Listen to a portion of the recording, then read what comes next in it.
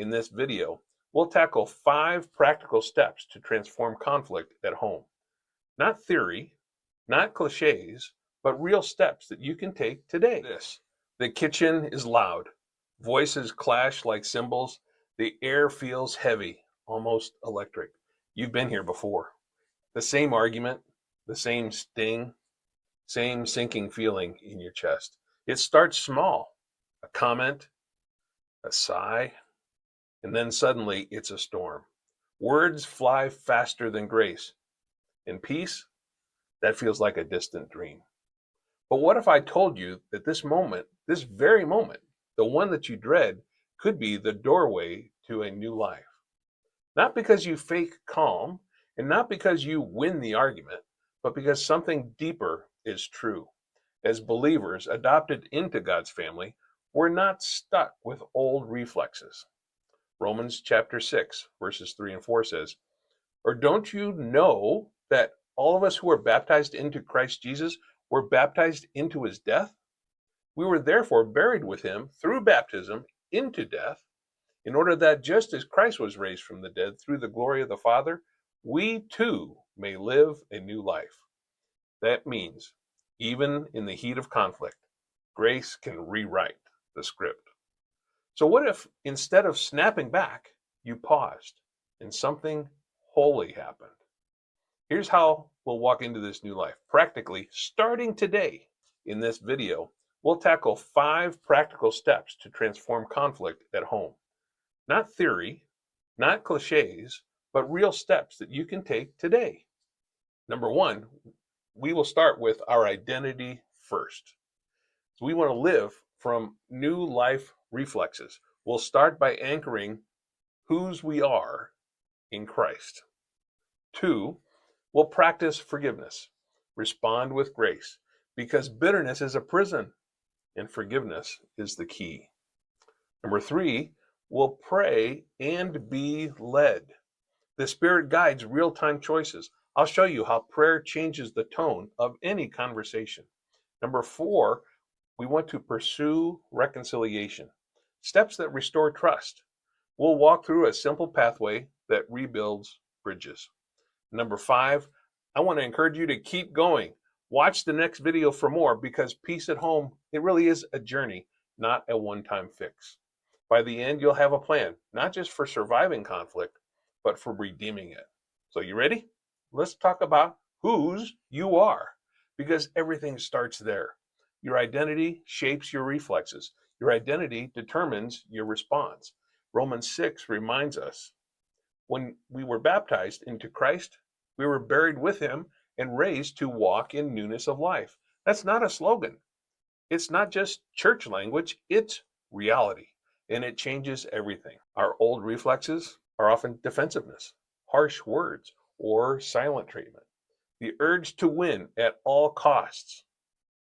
In our new life reflexes, well, those can be patience, empathy, grace, and the courage to listen before we speak. And here's a simple exercise. Pause, pray, and practice. Starting with pause, when tension spikes, stop for 10 seconds. Take a breath.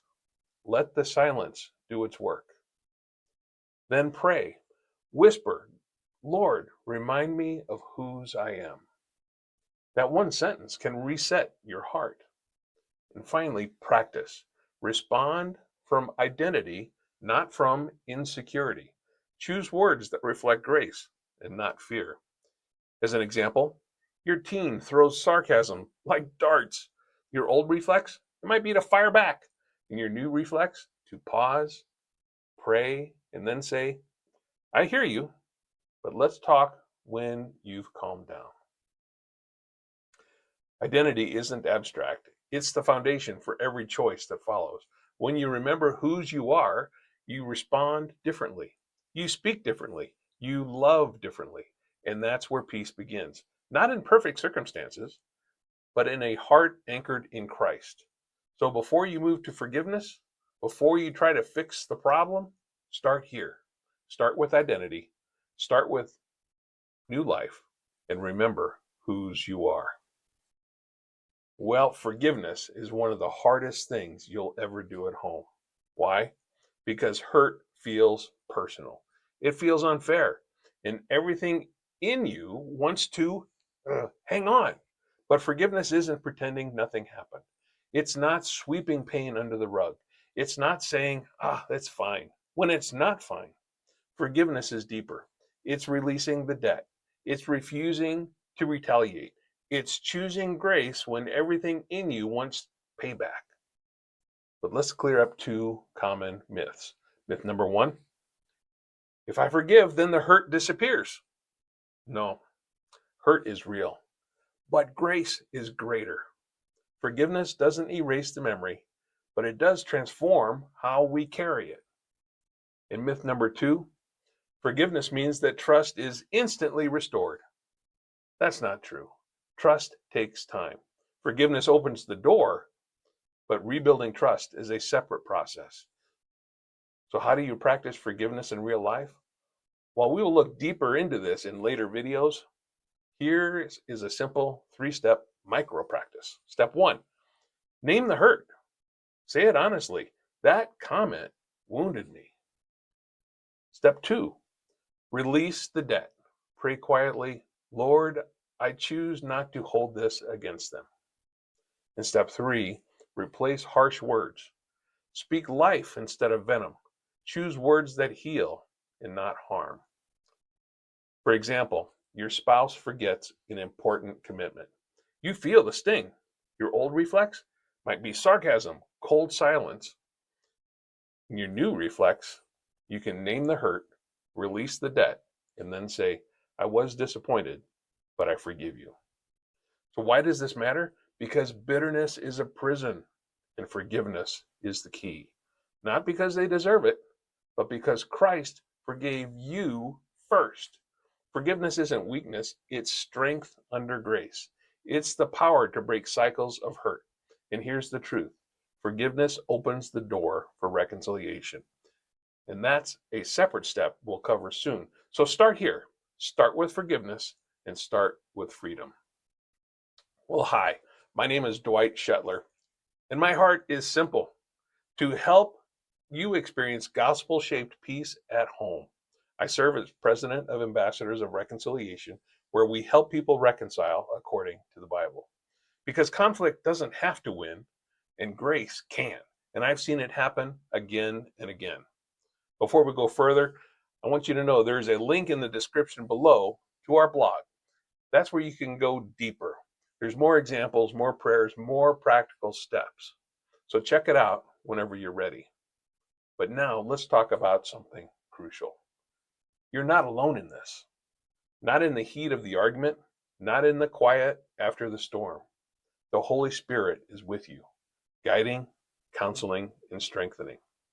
Prayer is how we tap into that guidance. Not long, complicated prayers, just honest words in the moment. Picture this: when voices are raised, your heart is pounding, you feel the urge to snap back. Instead, whisper this: Holy Spirit, give me wisdom and words that heal. It's only 9 words. That's all. But those words invite God's help. They change the tone. They change the outcome. And here's the beauty: prayer doesn't just calm you down, it shifts the atmosphere. It opens the door for grace to enter the room. If you want more prayers like that, more ways to bring peace into your home, you can click the link in the description below for our blog. Because when you pray, you're not just speaking into the air, you're calling on the one who changes hearts. Now we've come to step 4: pursuing reconciliation. Forgiveness clears the debt, but reconciliation builds the bridge. And that bridge matters because relationships matter. But let's be honest, reconciliation isn't instant. It's not automatic, and it takes courage, it takes humility, and it takes wisdom. But why bother? Because reconciliation reflects the heart of God. Jesus didn't just cancel our debt, he restored the relationship. And when we do the same at home, we show the gospel in action. Again, we'll look much more into this in later videos, but here's a simple pathway you can follow. First, Confess specifically, not vague, and not sorry if you were hurt, but say, I was wrong to speak harshly to you. Second, listen deeply. Let them share without interruption. Don't defend, don't explain, just listen. And third, name the impact. Say, I see how that hurt you. Those words validate their pain. Fourth, ask what repair looks like to them, not, what do you want me to do? That's not what I'm talking about. But you can ask, what would help us restore the trust between us? And fifth, agree on next small steps. One action, not a marathon, something doable today. So picture this: a parent and an adult child after hurtful words.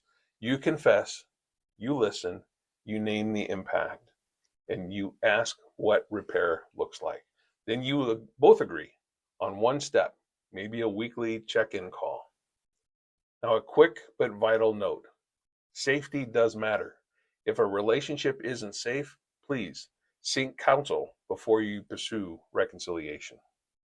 Reconciliation's hard, it's messy, and it's slow, but oh my, it is worth it, because every time you take a step toward peace, you're taking a step toward healing, and you're showing the world what grace looks like. So start small, start today, and trust God with the rest. Well, we've covered a lot today: identity, forgiveness, prayer, reconciliation, 4 steps that can transform conflicts at home. But here's the truth: this is just the beginning.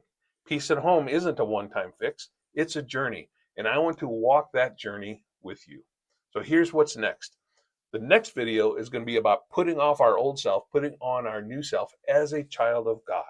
And in that video, you'll discover, what does Scripture mean by old self and new self?